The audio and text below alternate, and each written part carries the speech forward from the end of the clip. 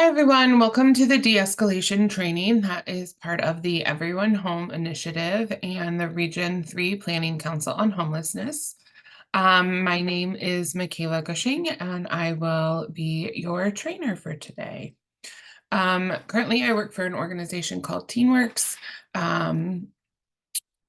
And I think it's important to note that the vast majority of my experience with de-escalation comes in the form of working with youth, everybody from kindergarten, preschool, all the way through high school, and their parents or guardians. There have been many times throughout my career where I have utilized the skills that I have learned over the last several years from de-escalation training, from trauma-informed practice training, that have really helped navigate a situation with the best possible outcome, and in some cases even prevented it from escalating in the first place. As a former Crisis Prevention Institute, CPI, certified instructor and soon to be recertified instructor, a lot of the information that I'm going to be sharing with you has roots in some of their framework. I think it's important to note that this information is also part of other organizations that do de-escalation training as well. And excuse me, could be considered best practices. Also, I touch on trauma-informed and understanding the importance of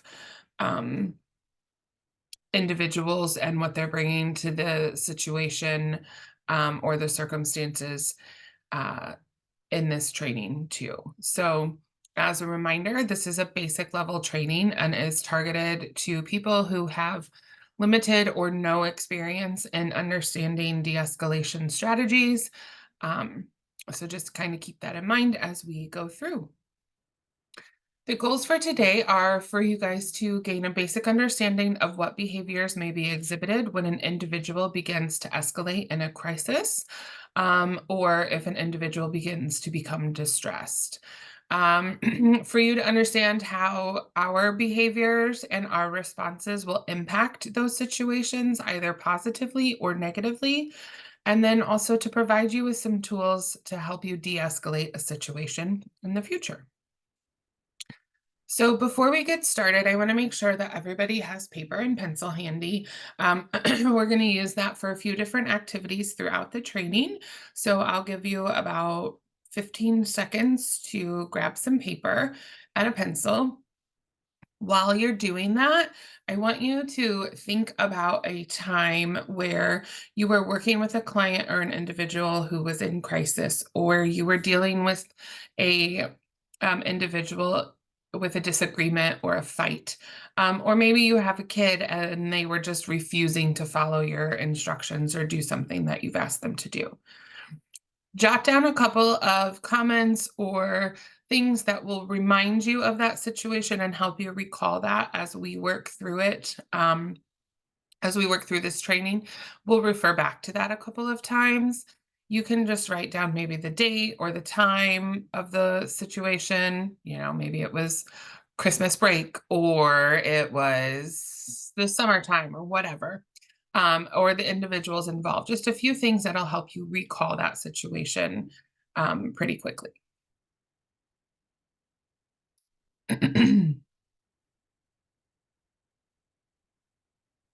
Excellent.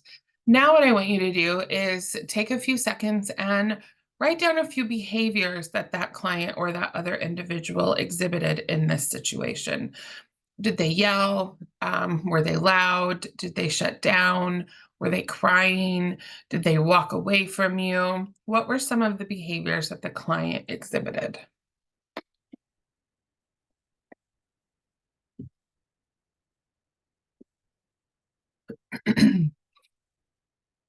And finally, I want you to reflect on your behaviors in that situation. What were some of the behaviors that you exhibited? Did you yell back? Did you remain calm? Were you unsure of how to handle that situation?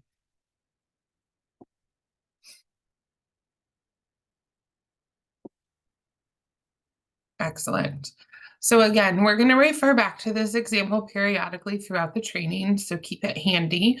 But it's important to understand and remember that all behavior is a form of communication, and it's up to us, the professionals, to maintain calm so we can figure out what the individual in crisis or distress is trying to communicate to us. Again, some of the framework from CPI will be utilized. They have the crisis development model. And in that model, they talk about 4 different levels of client behaviors and then the corresponding staff approaches and supports. For our purposes today, we're only going to talk about 2 of those levels. The first being anxiety with the staff approach of supportive, and the second being defensive with the staff approach of directive. The other 2 levels are risk behavior, and the staff approach is safety interventions, and tension reduction with the staff approach of therapeutic rapport. If you are in a situation that escalates beyond your ability to help de-escalate it, it's really important that you ask for help from a supervisor, from a coworker, and that you understand your organization's policies and procedures regarding these types of areas. So again, keep your example in mind as we walk through these next couple of slides discussing the various behaviors that clients and individuals exhibit. So first, let's talk about anxiety. Anxiety can be defined as a change in typical behavior. Oftentimes, we have relationships with the clients or the individuals, and so noticing when behaviors change is easy. However, some of you may not have relationships with these individuals. Some of you may be dealing with them in a one-time situation. So understanding what behaviors are exhibited by individuals who have elevating anxiety levels will help you to better respond and navigate those situations. Some examples of behaviors in people whose anxiety is rising can be their change in the tone of voice. It could be pacing, they could be fidgeting, they could be crying, they could be avoiding eye contact. And so when someone is demonstrating behaviors attributed to increased anxiety similar to these, it's important for us to remain calm. Our staff approach is going to be supportive. So again, we want to remain calm, we want to be empathetic, and we want to be non-judgmental. By approaching this situation in an individual in this manner, that's going to help create an emotionally, a mentally, a physically safe environment for the situation to occur for that individual.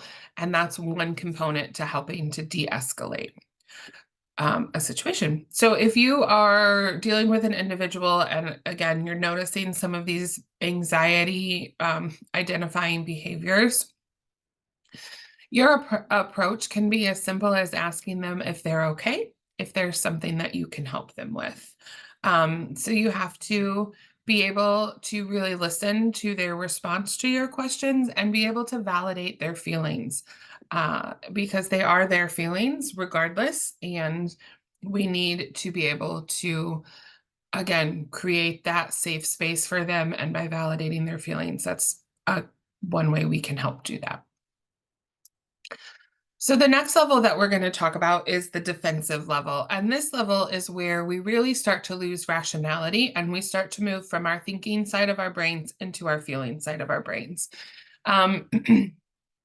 When thinking about individuals who've experienced trauma and have things that maybe is in this situation that are triggering them, they're going to move fairly quickly into the feeling side of their brain. They're going to follow that fight, flight, or freeze response.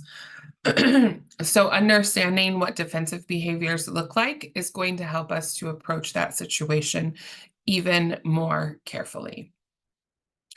Some examples of defensive behaviors could be refusal, they could be shouting or yelling. There could be changes in their body language, such as their arms crossed, or they throw their arms up in the air, or maybe they stand up, or they just turn their backs and walk away. When you are thinking about what defensive behaviors look like, I want you to take a second and think about the clients and the individuals that you work with or that you come across on a daily basis in your jobs. What could some of their defensive behaviors look like? Take 5 seconds, jot some of those down.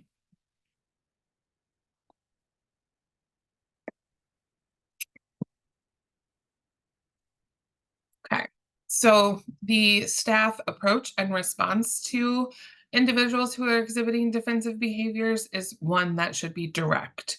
Again, we need to remain calm, but when we're giving instructions, we need to be specific, we need to keep it short, and we need to keep it simple.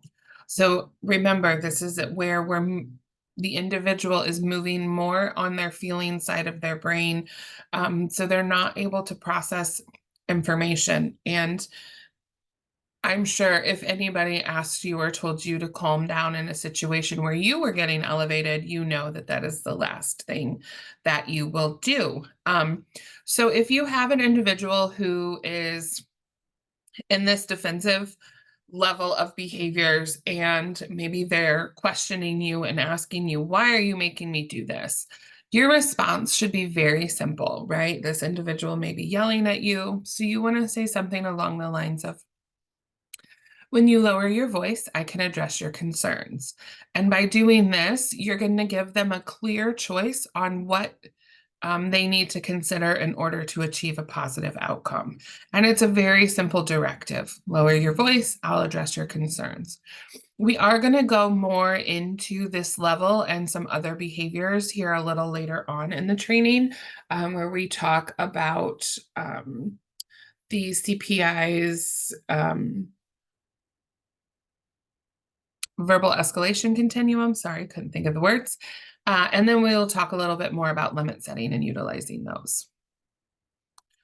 So now let's try and understand the connection between the individual in crisis or distress and our responses. So another key factor that plays a part in de-escalating a situation is understanding that behavior influences behavior. While we cannot control the behaviors of others, knowing what someone who is experiencing elevated anxiety or who's becoming defensive may do, or what behaviors they may exhibit, that's going to help us ensure that our response and approach is appropriate for that situation so that we can manage our behaviors. Again, as we are the professionals, it is our responsibility to ensure that we are not adding to an escalating situation. So let's do a check-in. If an individual is looking at the clock, maybe they're pacing back and forth, what type of behavior could this be exhibiting? If you said anxiety, you are correct. Good job. And how should we respond to someone who is saying no or refusing to perform a task? We should remain calm. We should be clear and concise in our response. So some takeaways for behaviors and our responses is, again, understanding that behaviors are communication, and knowing that that is only one step in de-escalating a situation. We must also know how our response and behaviors can impact the situation. And then we need to understand about underlying factors and what those could be and how they could be contributing to a situation. So let's talk about them.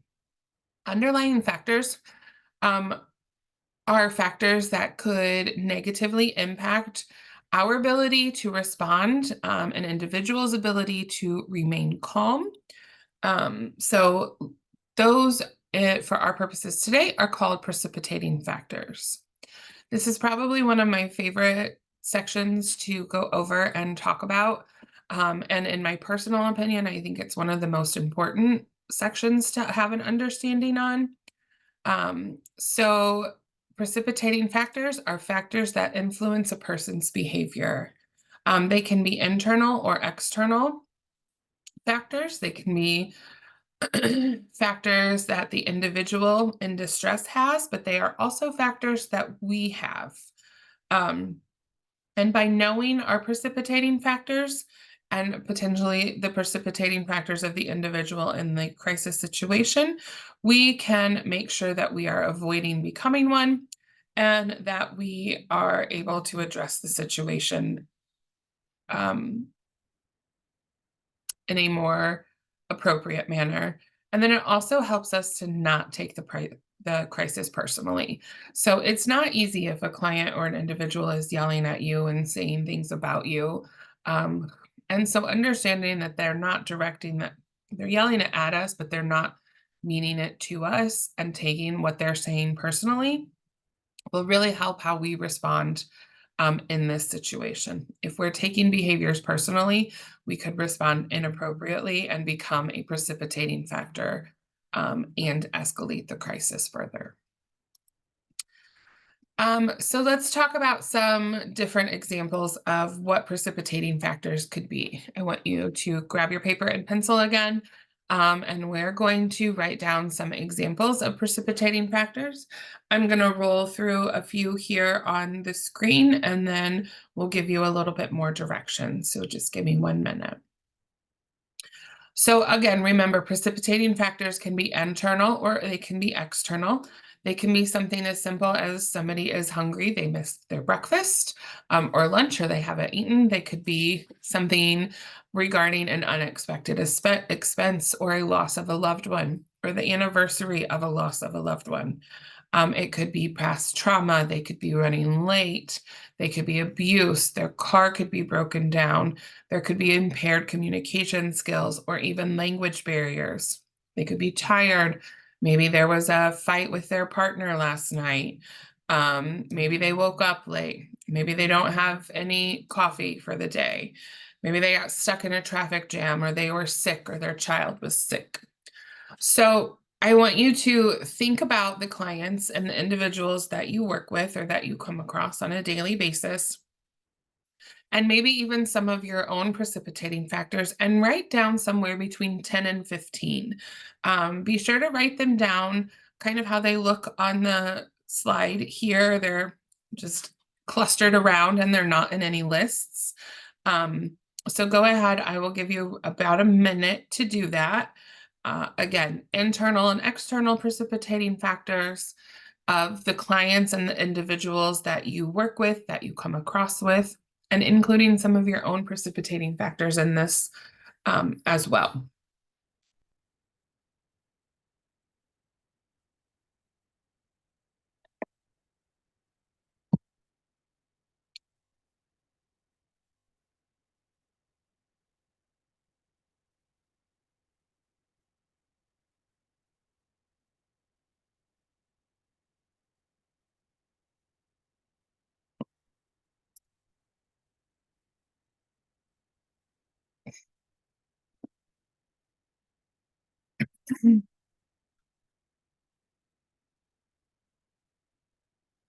Okay, about 5 more seconds.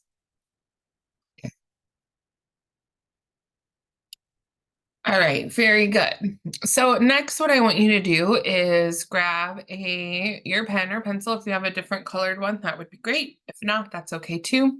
And about a third of the way down, you're going to draw a wavy line similar to the one you see on my screen here in this light blue color.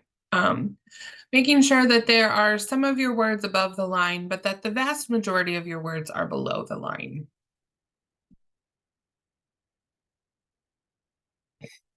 Next, what we're going to do is we're going to pick 2 lines on this wavy line, and we're going to connect them, making sure to encompass a few words that are above it, similar to this darker bluer line you see on the screen here.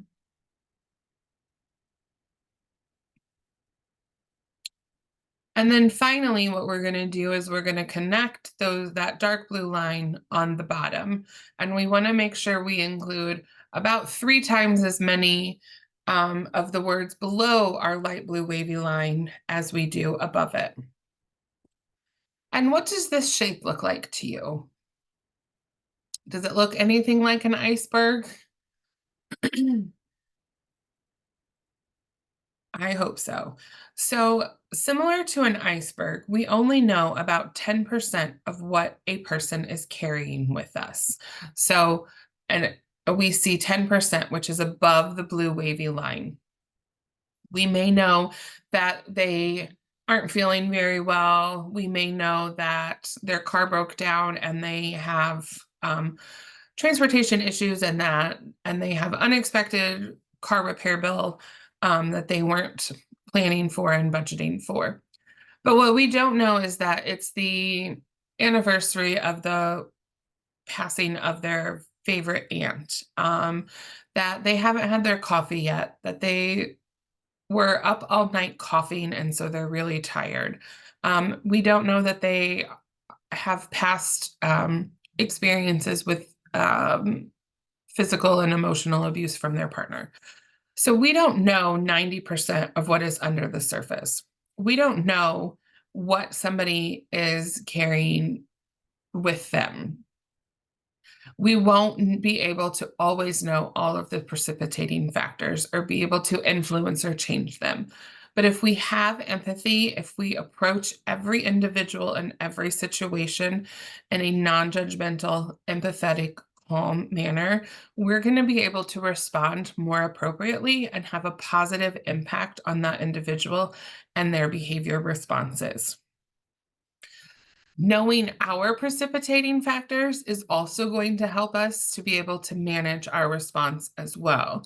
If we are in a situation where our precipitating factors are going to impair our ability to respond, it is important that we recognize that as early on as possible, and we ask for help from a coworker, from a supervisor, and we're again consulting our policies and procedures on how our organization handles those situations. But as the professional, we need to make sure that we're responding appropriately.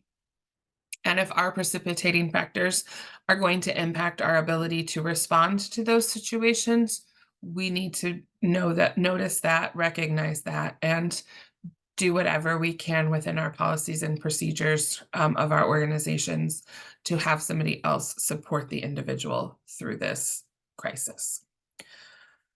So on the flip side, kind of the flip side of precipitating factors, we have what's called rational detachment.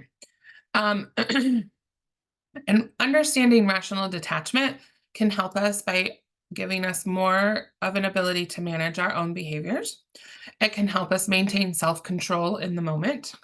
And excuse me, it can help us rationally detach from a particularly hard situation or day, kind of helping us make sure we're taking care of ourselves. Some questions to think about when we're talking about rational detachment and we're talking about behaviors and responses is, what is the individual communicating and how am I responding? What am I expressing or communicating and how are they responding? So looking at these questions, you can see that it's a cyclical thing. What is the individual communicating? How am I responding to their communication? What is my response communicating to them, and how are they responding to me? If I'm not getting the desired response, I need to change my approach. I cannot expect an individual who is in distress or in crisis to change their approach. It is my responsibility as the professional to know how to do that. So, rational detachment can be done through the use of focused attention practices and sensory regulatory practices. These are two things that really come out of that trauma-informed education that I've participated in over the last several years, specifically coming from a professor at Butler University, who I'll talk more about here in just a little bit. So, rational detachment practices can have a big impact on de-escalating a situation by providing a positive way to manage and navigate an individual's stress, our stress responses as well. So focused attention practices are activities that help regulate the nervous system. There are two types of focused attention practices. There's calming and energizing.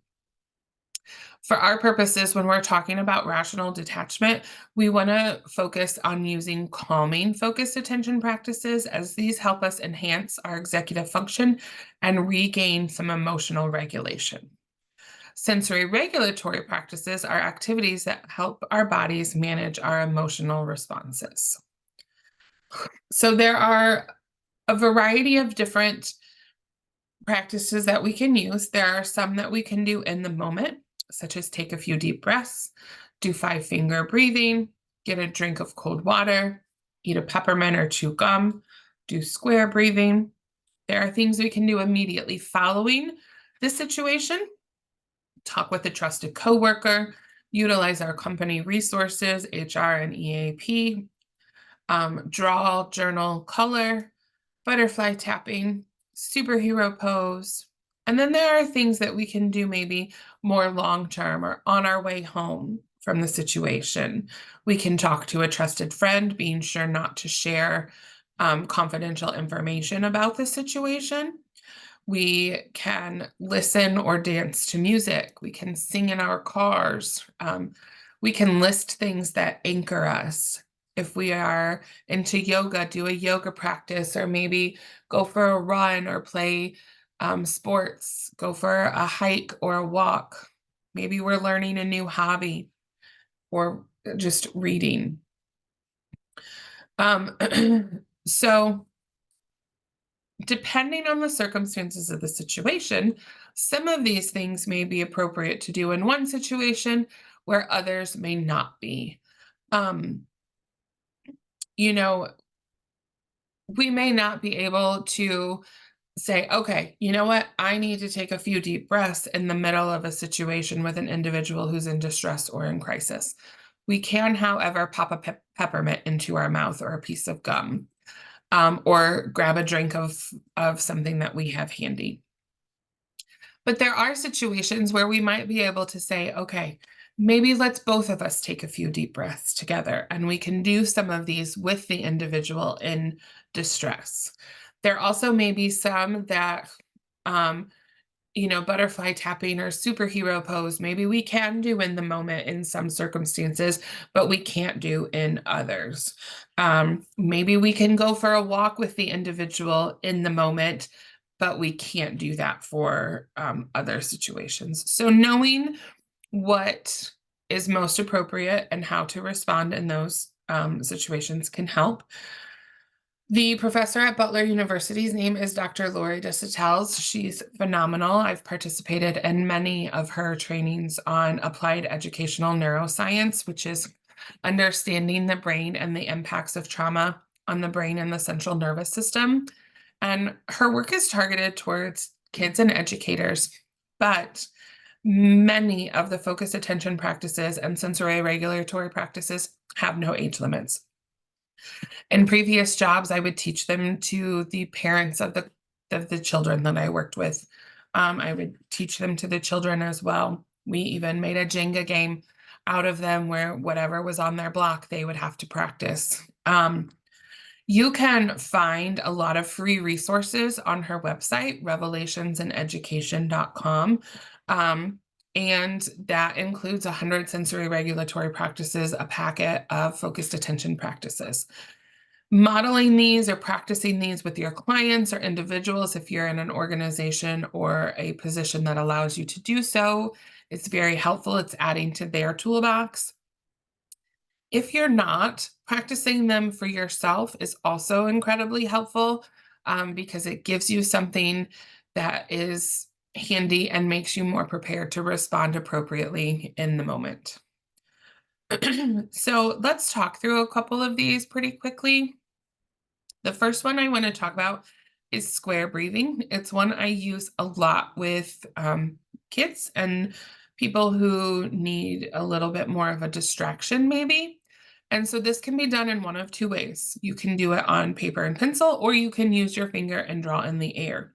But it's very simple in that the first thing that I always have kids do, or adults do, or whoever I'm having do these with, or if I'm doing them myself, is I make sure that my feet are firmly planted on the ground, whether I'm seated in a chair or I'm standing up. That kind of just helps ground us a little bit more. And then for square breathing, again, you can do it on paper or pencil, or you can do it in the air, and it's simply you're drawing a square, and as you're drawing the sides of the square, you're breathing in and out. So it would be very simple as first line, breathe in, breathe out, in, out, in, out. And you want to do that 3 to 5 times, making sure you're going slowly. The next one that I have done lots of times, I did this past summer with my teens. I had 30 plus teens, and my staff and myself all standing in the superhero pose because we all needed to take a minute and refocus ourselves. And so that is where we stand. Again, our feet firmly planted on the ground. We're standing straight up. Our shoulders are back. We've got our chin and our head up, and our hands are on our hips. And we're looking up, and we're standing in our superhero pose. And we're taking, again, 5 slow, deep breaths in and out. And then the other one that I want to share that's not on this list is I've done a training in the past where an individual in that training shared one of her tools and tricks that she had. And that was that she had picked a road that she drove past every day on her commute to and from work. And on her way to work, when she hit that road, she would switch her gears and start thinking about her day and preparing herself and her work brain. Maybe she was thinking about the clients that she had to meet with or the tasks that she had to get done. So when she hit that road on the commute in to work, she would switch into work mode. When she hit that same road on the commute home from work, she would switch into home mode. So it was a physical reminder of her to switch her brain around and really help balance that work life, which is very hard to do, especially for those of you who work in the social services industry or work with families and individuals who have a variety of trauma. So when in doubt, movement and breathing are 2 of the most effective ways that we can regulate our nervous system, helping us to move back into our thinking brains from our feeling brains. Remember, we cannot help others if we are not okay. So putting our own oxygen masks on first is a saying for a reason. Be sure to take care of your own mental health. Be sure to utilize your company's HR and EAP resources if you have them, and build in some of these rational detachment, sensory regulatory, focused attention practice exercises into your daily life. They really are helpful. So let's do a quick little check-in on precipitating factors and rational detachment. So rational detachment helps us maintain professionalism by not taking things personally.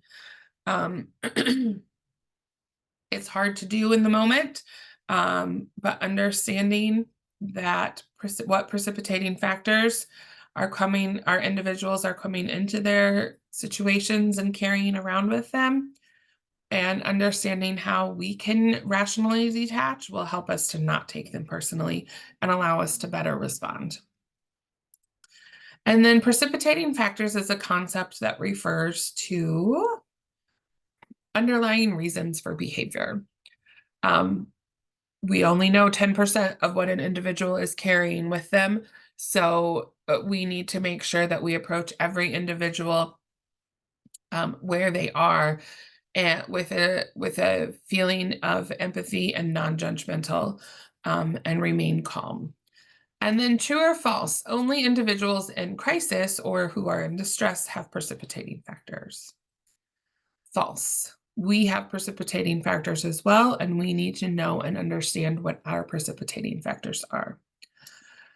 Some takeaways from this section for you guys are to understand that our behavior influences another person's reaction and behavior. So it's that cyclical response. What are they doing, saying? What is their behavior communicating? And how are we responding? And then how are they responding to our communication? If it is not the desired response, we adjust and change our approach. We do not expect them to adjust or change their approach. Understanding precipitating factors can help you to anticipate how an individual may respond in a certain situation. And then understanding rational detachment skills, such as focused attention practices and sensory regulatory practices, will help lead to more positive outcomes in your situations. Okay, so let's switch over and let's talk about communication.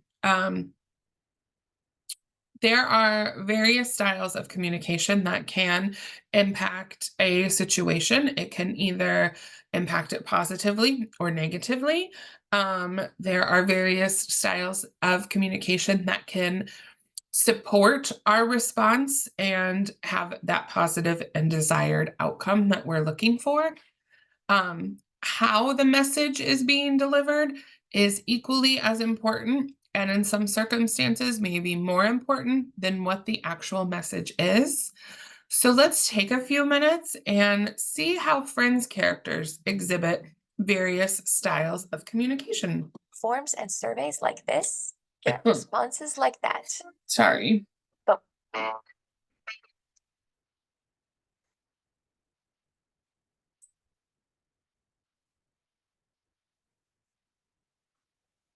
no one told you that was gonna be this way. Your job's a joke, you broke. I'm pregnant.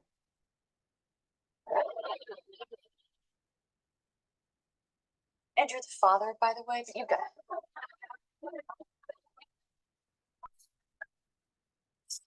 Job's a joke, you broke. You got to be away. No way to get him to forgive us. I don't know. I'm telling you. I can do it. Yeah, you can do it. It's like you're always something second feel. this crazy-eyed, hairy beast man. He was like a Bigfoot or a Yeti or something. Just so you know, we didn't mean to fog you. We actually thought you were like a Yeti or something. Hi. I like the short hair better. What? Yeti? Danny? There's a million days we both believing on you. Babe? Hello? I'll be there for you.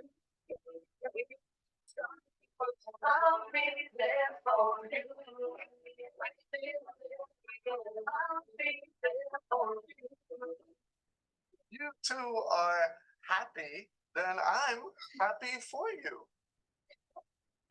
I'm fine. Really? Absolutely. I'm fine. Why it's coming out all loud and squeaky, because really, I'm fine. I'll be there for you.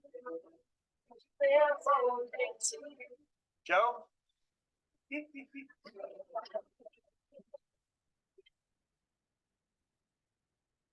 Well, I guess Joey went home. Oh, and look, there is still one box that I have to unpack. Yeah. Oh my God, you almost gave me a heart attack. Oh, it was still in bed at 10 and work again at 8. My best friend and my sister, I cannot believe this. Oh, sorry, but it's true. I love him too. My best friend.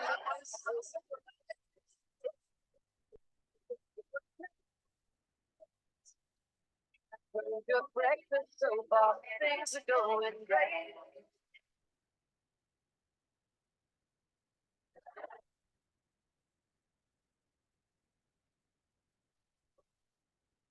It's Put aside the fact that you accidentally picked up my grandmother's ring and you accidentally proposed to Rachel. People do this. I don't really know what that means. I'm sorry.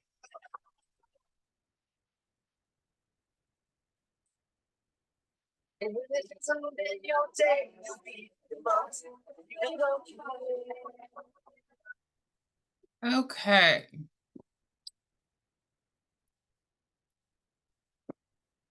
So as we can see from the Friends clips, there are different methods to communication. For our purposes today, we're going to talk about verbal, paraverbal, and nonverbal communication. Just like there are factors that impact our behavior, it's important to consider various factors that may impact how the message is given and received. This section will talk a little bit more about this. So first, let's talk about verbal communication. Verbal communication are the words we use to send the message. We want to make sure that we keep the message direct, short, simple, clear, that we keep it respectful, and that it's phrased in a positive manner. Remember, we want to make sure that the individual feels safe and validated in their feelings and what they're expressing to us, and we do not want to become a precipitating factor or add to the escalation. So if you have an individual in an area of your organization or company or wherever where maybe they're not supposed to be, instead of stating to them, you need to leave, you are not supposed to be here, we want to rephrase that to convey respect and positivity. And you can rephrase it into something as simple as, you look lost, can I help you? So verbal communication, the words we use to send the message. If you remember back when we talked about the different behavior levels of anxiety and defensive, we talked about our staff approach, and the defensive level should be direct. We want to make sure that we're keeping it concise. Again, that feeling side of the brain cannot process information as well as the thinking side of the brain can. So we don't want to overload what we're asking. Paraverbal communication is how we express feelings. It can be expressed via the tone, the volume, and the cadence or the rhythm of our voice. So for example, if you walk into a restaurant or you call a customer service hotline and somebody answers the phone stating, "Hi, my name is Michaela. How can I help you today?" How would you respond to that person? Do you think that they actually want to help you, that they are wanting to hear what your problem is and help you come up with a resolution? Or do you think the person who responds or answers or greets you in a form of, "Hi, what do you want? How can I help you?" Do they really want to help you? Probably not as much. And personally, I know my approach to the first version versus the second version would be very different. Um, so think about how the clients or the individuals are when we approach them, which is why it's important for us to understand and manage our own communication so that we're getting the desired behavior and response and helping to de-escalate that situation. Think back to the example that you jotted down in the very beginning. Did paraverbal communication play a role in escalating or de-escalating that situation on either side? Some tips for paraverbal communication. When we learned about the different behavior levels and staff approaches, we learned that we should respond again to individuals exhibiting anxiety behaviors in a supportive approach and individuals exhibiting defensive behaviors in a direct manner. When responding to any situation, whether we are responding in a supportive or direct approach, it is important to remember that we need to use caring and supportive tones. We need to keep the volume appropriate for the situation. We need to deliver the message at a rate at which the person can process it. For example, if an individual is defensive and crying, or maybe even an anxiety and crying, they're not going to be able to process as quickly as someone who is more in a regulated, emotionally regulated state. So keeping that in mind. Nonverbal communication can include a variety of different things. It is made up of personal space, which includes 3 different zones that we'll talk a little bit more about here in a second: the social zone, the personal zone, and the intimate zone. It includes body language, which is our postures, our gestures. It also is our facial expressions, and our head and our hand movement. It can include communication through touch. It is very important to remember that this can also make people feel uncomfortable or threatened and could potentially trigger a trauma response. Knowing precipitating factors for the individual is vital to ensuring that you are not becoming one and adding to the escalating situation. Communication through touch could be something as simple as a high five, a handshake, or a side hug, but please be sure that you're following your agency and organization's policies and guidelines regarding this topic. And then finally, it can be listening with empathy. And we'll talk a little bit more about that here shortly. Let's get into the personal space of nonverbal communication a little bit more. So go ahead and grab paper and pencil. And I would like you to draw a large circle on your paper, similar to this.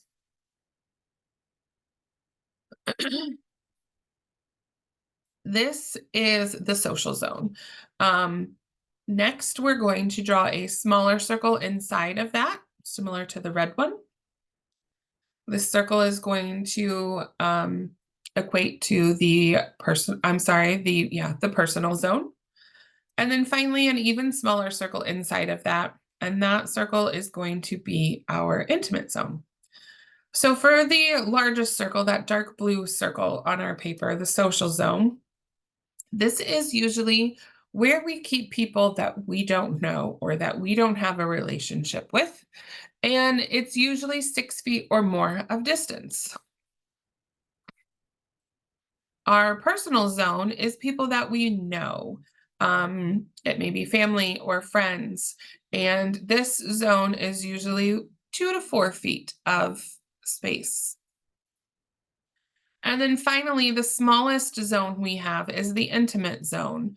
And this zone is for partners or our kids. It is the zone that is closest to us.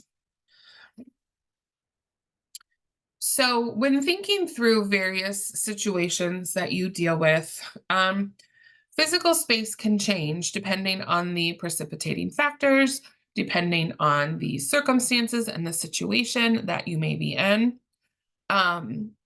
It can also change depending on different cultural or past trauma or religion aspects. So take a minute, label your chart, think about the different individuals that you would put in each of these different zones. Make a list of 1 or 2 people that would be in your social zone, 1 or 2 people that would be in the personal zone, 1 or 2 people that would be in the intimate zone.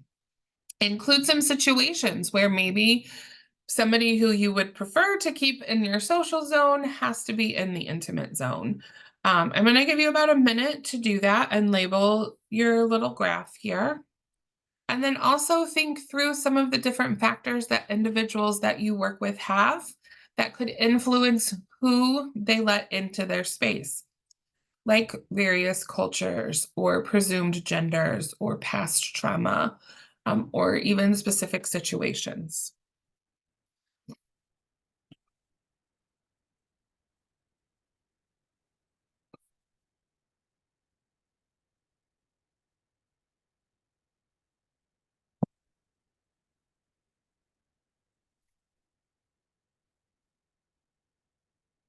I'm going to give you about 5 more seconds.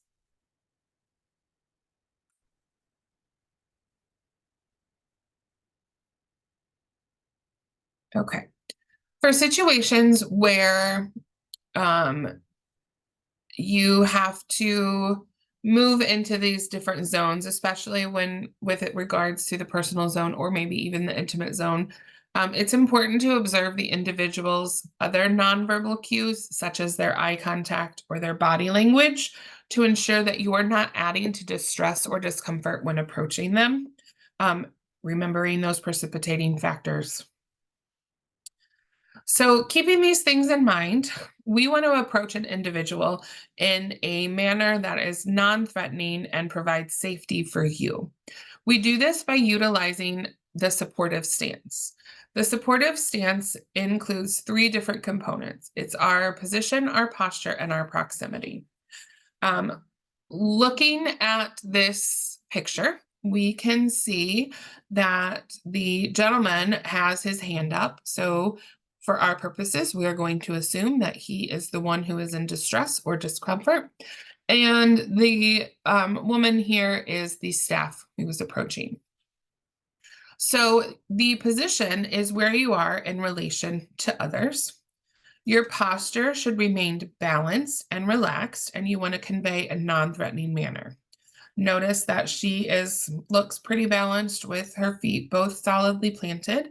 Her facial expressions, she's maintaining eye contact. Her hands are open, they're not closed fists. And she has her body positioned in a way where she is facing him, but her escape is easy if he should escalate or take a step towards her. Managing the distance between them, notice that she is not in his face or very close to him, because we need to make sure that we are considering the situation and how close we are in that individual's space to maintain safety and respect of that individual. When approaching an individual in crisis, we want to make sure that we approach them from the side.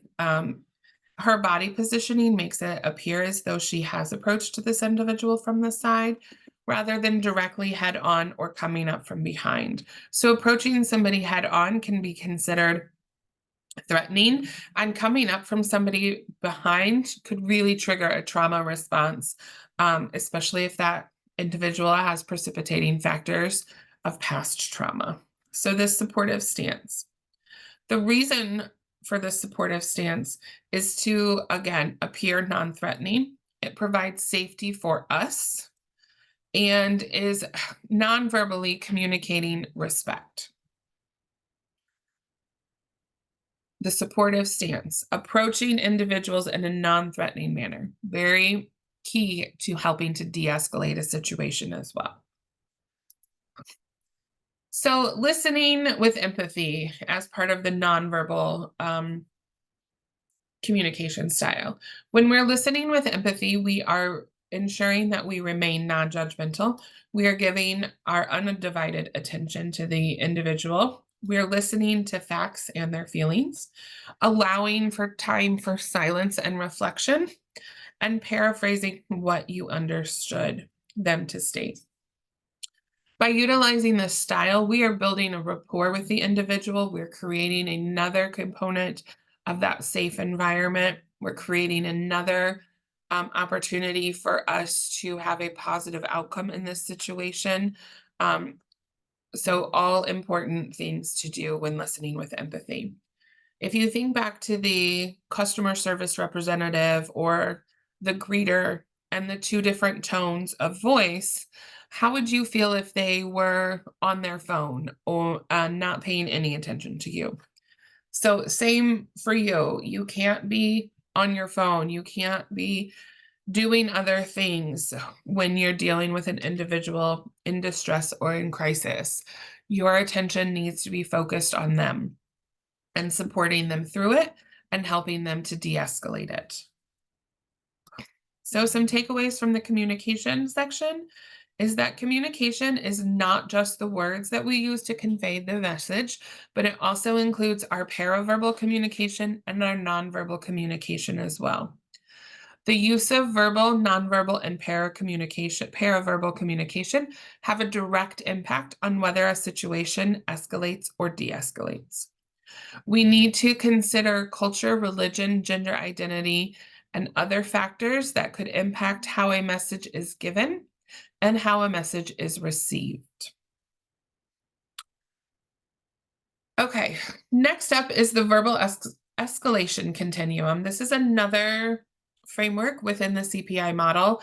I've also seen it in other de-escalation trainings that I've participated in as well through HMIS, but one that I think is important to touch on. So we are going to talk through this here very quickly.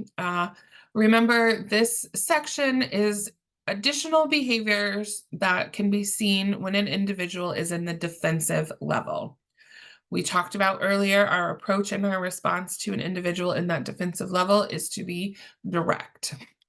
So let's talk through some of these behaviors and what they can look like, and then our responses as well.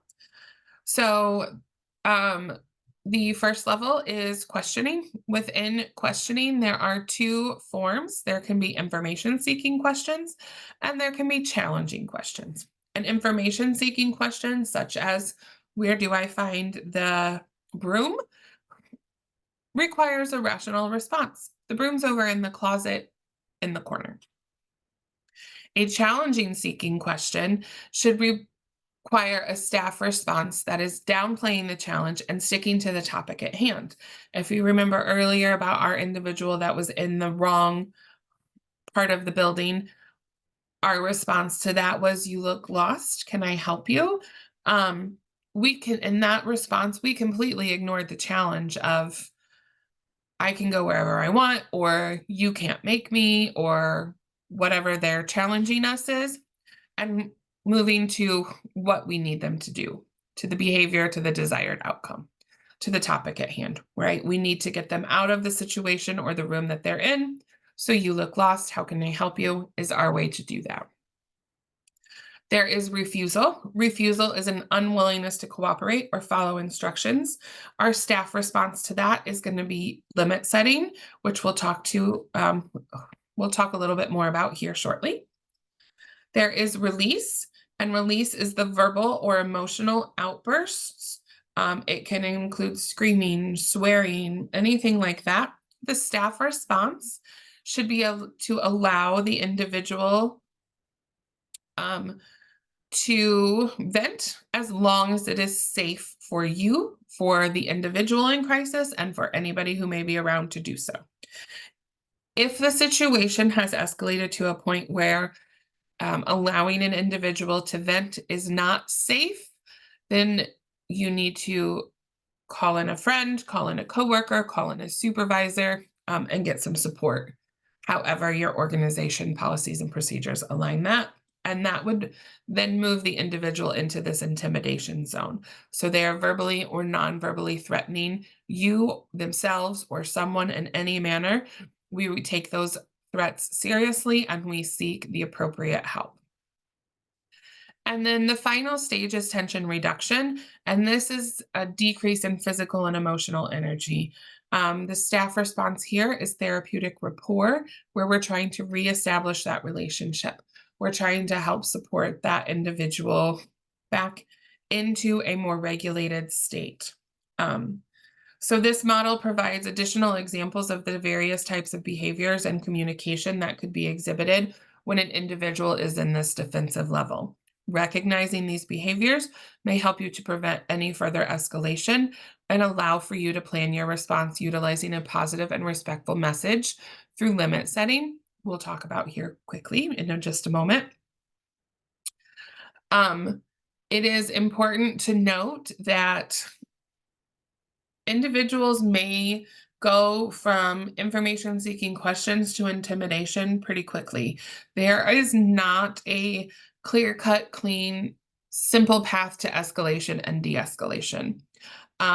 It can bounce back and forth. It can go, you can think you have a situation de-escalated, and a moment later it could re-escalate. So keeping that in mind is important as well. Some takeaways from the verbal escalation continuum is to understand the different types of communication. can help you to plan your directed response, and is just one more step in being able to de-escalate a situation and get that positive outcome that you're looking for. Similar to how behaviors escalate through a continuum, there's not a straightforward path. The individual may go from information seeking questions to intimidation to release to therapeutic rapport. They may bounce all over. Managing our responses will have a direct impact on that situation. Again, going back to that cyclical motion. What are they communicating to us? What are we receiving? What are we communicating to them? What are they receiving or doing? If their behavior is not our desired outcome, we have to change our approach. Making sure that the whole time we are remaining calm, we are keeping empathy at the forefront of our decisions and our responses. And then managing our responses, again, will have that direct impact on the outcome of the situation. Okay, so finally, let's talk a little bit about limit setting and the roles that it plays. So it's important that when we are setting limits with an individual, that we keep them phrased in a respectful manner that is positive. It is clear and concise, that they're simple, that they are reasonable and realistic choices that you and your organization approve of, and that the person in distress or crisis can achieve. Giving them limits or giving them choices that are unachievable is going to add to the escalation. It's not going to take away. So making sure that the limits and the choices that you're providing are achievable by the person in the crisis or distress is key.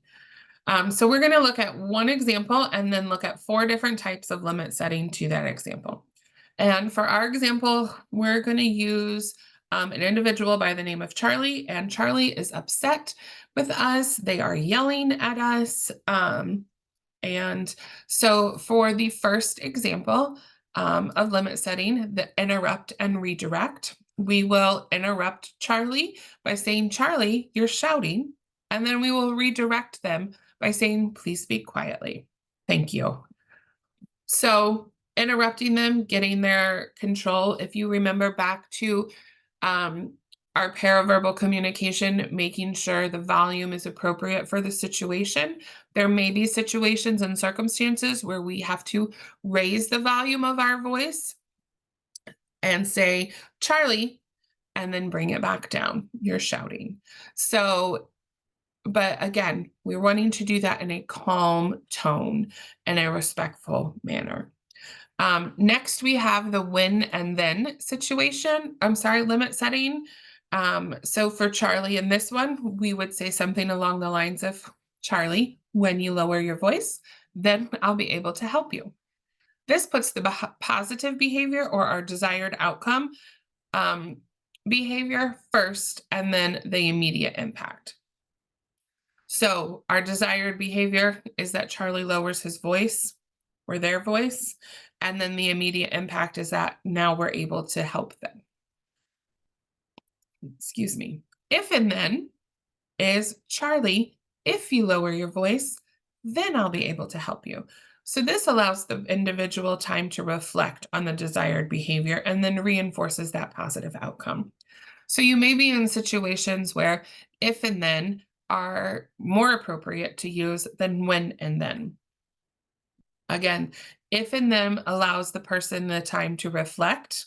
When and then gives the person the positive behavior. So if you have an individual who may be more on their, maybe more emotionally dysregulated, if and then may be better for you so that they can, when and then may be better for you so that they can see the positives. If they are in a more emotionally regulated state, they might be able to process information easier. So if and then may work better.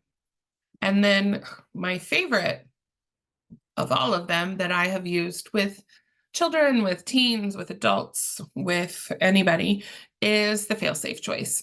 And fail-safe choice would be something like, Charlie, would you like to talk about this here or in my office? Charlie, would you like to talk about this now or in 2 minutes? So you're providing the individual with two options, both of which are acceptable to you, and it's giving them some control back to the individual. So that fail-safe choice. It's important to note that the options that you are providing them are approved and acceptable by you. They are options that the individual can accomplish. Excuse me. Okay, so some takeaways from limit setting. Using limits helps you to be more prepared in the moment. Limit setting can help decrease the likelihood of escalating the situation. Oop, sorry, there you go. And making sure the limits are simple and framed in a positive manner and respectful.